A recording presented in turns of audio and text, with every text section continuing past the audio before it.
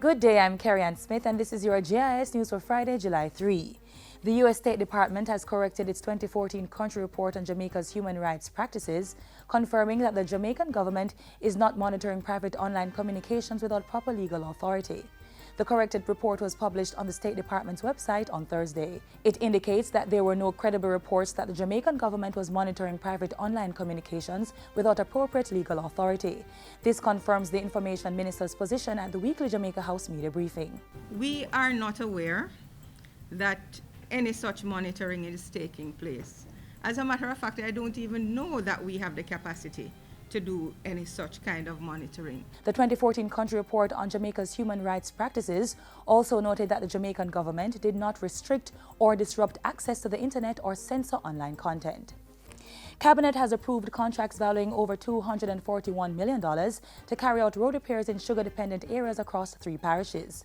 The 3 contracts are being issued through the National Cane Roads Rehabilitation Project, which is being implemented under Phase 2 of the EU-funded Sugar Transformation Program. Build Right Construction Company was awarded 2 contracts to carry out road works in Monimusk, Clarendon, and in Bernard Lodge in St. Catherine. NF Barnes Construction will get over $89 million to rehabilitate roadways in Appleton, St. Elizabeth. Information Minister Senator Sandra Faulkner outlined the scope of work for each contract. Clearance, earthworks, rehabilitation of existing road pavement, and surface treatment and routine maintenance. A total of 5.5 kilometers of road in Monimusk, 4.8 kilometers in Bernard Lodge, and 15.86 kilometers at Appleton will be rehabilitated under the current contract. The work is expected to be completed by October. The National Cane Roads Rehabilitation Project will also be carried out in Westmoreland, Trelawney, St. Thomas, and Hanover. The National Water Commission is pursuing an assessment for the possible desilting of the Hermitage Dam, which may help to increase its water holding capacity. Funding has been received from the Caribbean Development Bank to undertake this assessment. We are now in the process of inviting proposals from qualified persons, not just within Jamaica, but right across from CDB contributing countries who may be interested in that activity. The NWC's acting president says the desilting will not completely eliminate the problem, so other solutions are being explored to extend the supply of water at the dam. The Hermitage Dam currently supplies water to various communities in Kingston and St. Andrew.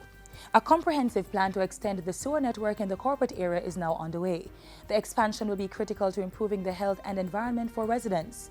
NWC's acting president Mark Barnett says the commission is nearing the end of the procurement process and is carrying out the projects as the resources become available. What we're involved now is an expansion process of the sewer network, and that will also take in sewage from Portmore into Soapberry.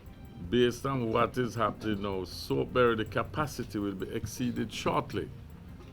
So the next thing you're going to hear from us is with the plans to increase the capacity of Soapberry to accommodate the sewage.